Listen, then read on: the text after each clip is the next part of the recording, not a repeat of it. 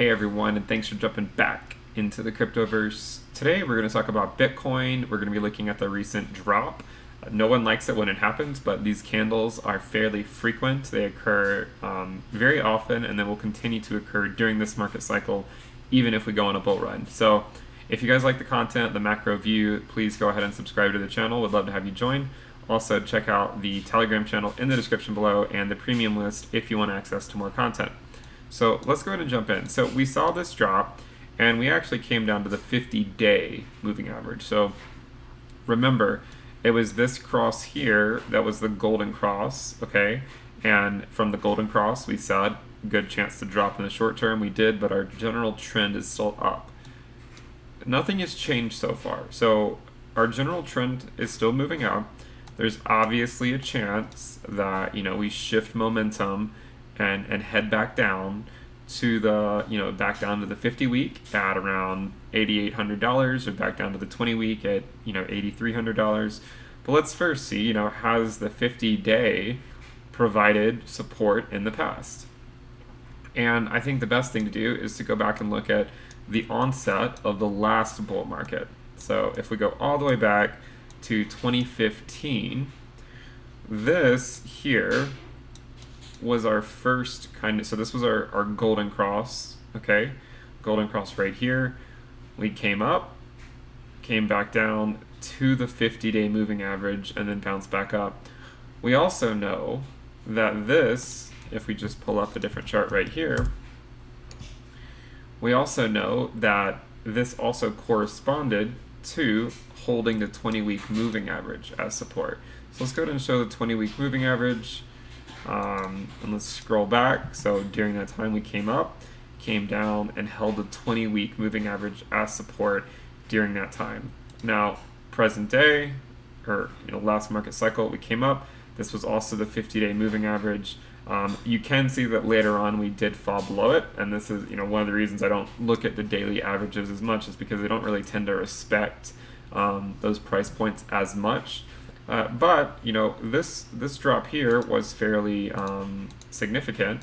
If from the top we came down 40%.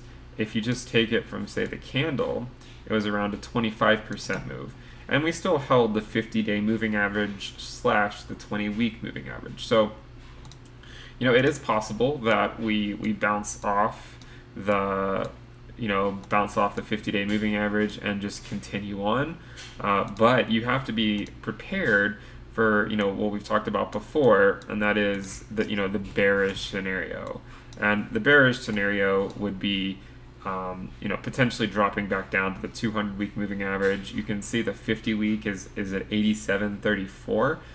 So this could provide some level of support if we were to fall down from 9,300 where the 50-day is. The 50-week might provide a better baseline to hold as support.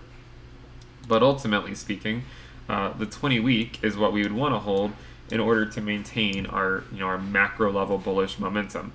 Because even if we were to come back down and maybe bounce off the 50-week and then go back up and then come down to the 20-week at around $8,500, say sometime this summer, we could still continue on our ultimate run into say a bull market starting this year and extending out for the next 3 years. So that's one scenario. Another scenario, and this is why you should always have capital on the sidelines. I mean, this is not financial advice, but in terms of my experience, having capital on the sidelines with Bitcoin has, never been something I regretted. Of course, there's been some times where, I have capital on the side and Bitcoin moves up, but this is just the risk that you take, and it's an accepted risk. But I feel like you can't afford not to have money on the sidelines. And the reason is because imagine we come down, we drop down to the 20-week, we hold it, but then ultimately we can't. We go down to the 100-week at like 7,200, 7,100, and then later in the year, maybe we retest the 200-week one last time during this market cycle, and then come back up and start on our bull run. So ultimately speaking, what happens in this time period is largely irrelevant, again, if you're looking out, say, the macro scale.